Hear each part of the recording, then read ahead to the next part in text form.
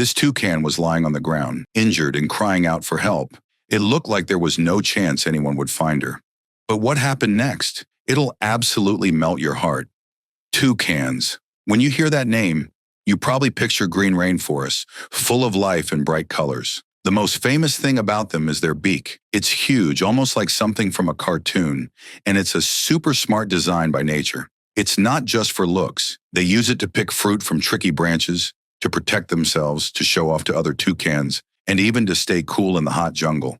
The beak is so important for how they live and who they are. So can you guess how terrible it would be for a toucan to lose a big part of this super important tool? This awful thing happened to a beautiful toucan called a chestnut-eared arachari. Later, people kindly named him Tuk-Tuk. We don't know exactly how he got hurt on that roadside in Brazil. We don't know what caused such bad damage to his lower beak. Maybe he hit something, had an accident, or something bad happened to him. All we know is that it was very, very bad. A big piece of his lower beak was just gone. It left a sore, open wound and made his future look very dark. The person who found him must have seen a very sad sight. There in the dirt was this usually colorful bird. His bright feathers might have been messy and dull. He was weak and his famous beak was terribly broken. A bird made to fly high in the trees was now on the ground, totally helpless. Anyone with a kind heart would have felt so sorry for him. They knew right away this was a big emergency. Every minute he went without that part of his beak, he was getting closer to starving. He couldn't grab food, he couldn't hold it, he couldn't eat. He simply couldn't survive like this without quick and amazing help. Someone gently picked him up and rushed him to people who might be able to help. When the animal doctors first saw Tuk-Tuk, they must have felt very worried and sad. The injury was really bad. It was shocking to see. How long had he been in such pain? How many days had it been since he could eat properly? The bird was weak. He was clearly hurting and very scared. The first thing they did was try to make him stable, give him water, and try to feed him soft food, maybe with a tube, which is hard for the bird and for the person feeding him. But as days passed, and then weeks, the sad truth became clear. The missing part of his beak wasn't going to grow back. Such a big piece gone forever. The kind people looking after him could keep him alive by carefully feeding him by hand, but this wasn't a real life for a wild bird. He always needed help and couldn't do the most basic thing for himself. The team had a very hard choice to make. They could keep him alive with lots of help in a cage, or they could make the heartbreaking choice to put him to sleep to stop his suffering. It seemed like a problem with no good answer, a sad end for such a beautiful bird. The bright spark he once had seemed to be going out. But then, like a little ray of sunshine, news about Tuk-Tuk reached a team of very clever people. These people looked at problems that seemed impossible and saw a chance to try something new. Cicero Moraes, a man known in Brazil for his amazing work with 3D design and helping animals with fake body parts, heard about Tuk-Tuk's big problem. Mr. Moraes and his wonderful team, made up of caring animal doctors, smart 3D designers, and skilled helpers, had done amazing things like this before. They were known for looking at cases where everyone else had given up and asking, what if we could try this? What if new tools and ideas could give back what nature had taken away? They looked at Tuk-Tuk, at the empty space where his lower beak should have been. Instead of seeing an ending, they saw a new beginning. They saw a chance to try something new, to heal him, and to give this suffering bird back some of his freedom and pride. Their idea was big and brave. To many people, it might have sounded like something from a made-up story. They would try to design, make a model, and 3D print a brand new fake lower beak that would fit Tuk-Tuk perfectly and work just like a real one. This was not a quick or easy choice. It needed a lot of different smart people working together. The team started a careful plan to make the new beak. First, they had to look very closely at Tuk-Tuk's broken beak without hurting him. They needed to know the exact shape of what was left. Every little bit mattered. They needed to make something that would fit just right and wouldn't cause him any more pain. Then they spent a lot of time drawing and planning on computers. They turned the shapes of his beak into digital plans. The team talked a lot about what to make the beak out of. It had to be safe for his body, super light so it wouldn't be heavy for Tuk-Tuk, but also strong enough for him to use every day for pecking, grabbing food, and maybe even cleaning his feathers. They looked at the beaks of healthy toucans like Tuk-Tuk. They studied their shape, how they curved, and how they worked. How did they pick up berries?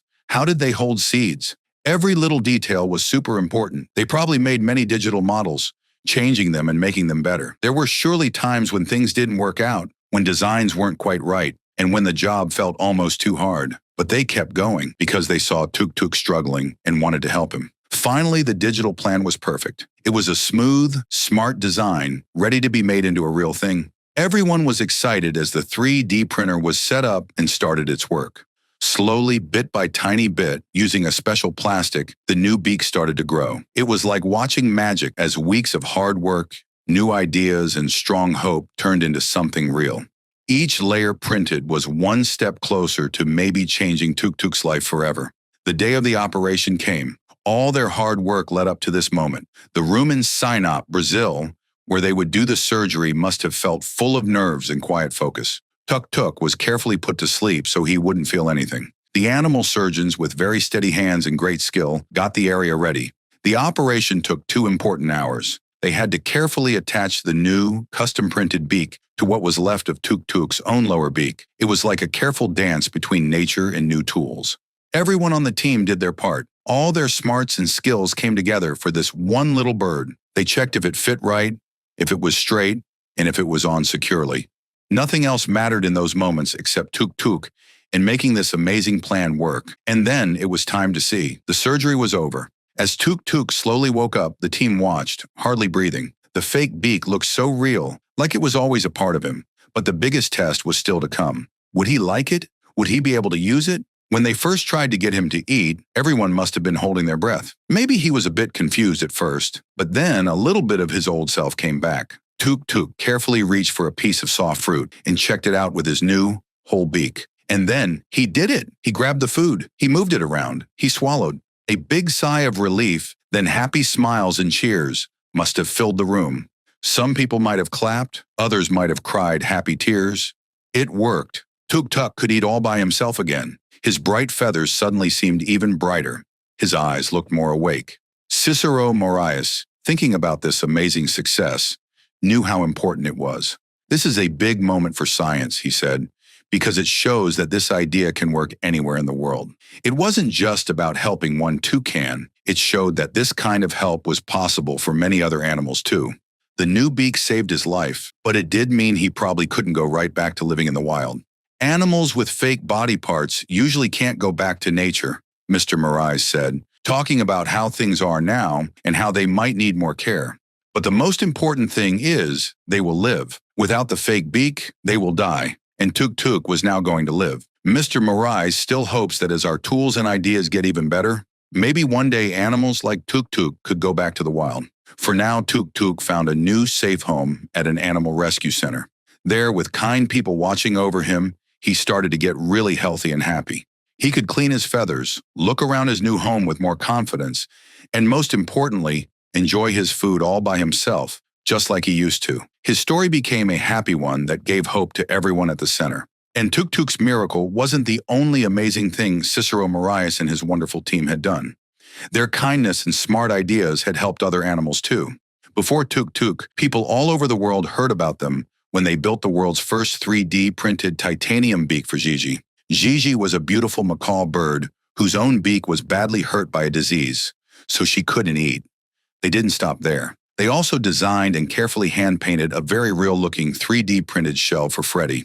Freddie was a turtle who survived a terrible forest fire but lost most of his protective shell. Each time they succeeded, they learned more and helped push animal medicine and fake body part designs forward. Tuk's journey from a badly hurt bird on a roadside to a happy, healthy symbol of hope is a strong story. It shows the amazing things that can happen when kind people, smart science, and a never-give-up attitude come together. He was given more than just a beak. He was given a future, a chance to enjoy the world again, all thanks to a team of heroes who wouldn't give up on him. His story gives hope to scientists and to everyone who loves animals. What an absolutely amazing story of staying alive and new ideas. It really shows how wonderful new tools can be and how much people care about saving our world's special animals. What do you think about using 3D printing to help animals like Tuk? Have you heard other stories where new tools have given a hurt animal a second chance? We'd love to hear what you think in the comments below. Thank you for joining us for this hopeful story. We'll see you next time with more amazing news. If Tuk's wonderful comeback made you happy, please give this video a thumbs up. Think about sharing it with friends, family, or anyone who might like to hear this beautiful story of hope and strength. Thanks for watching and see you in the next one.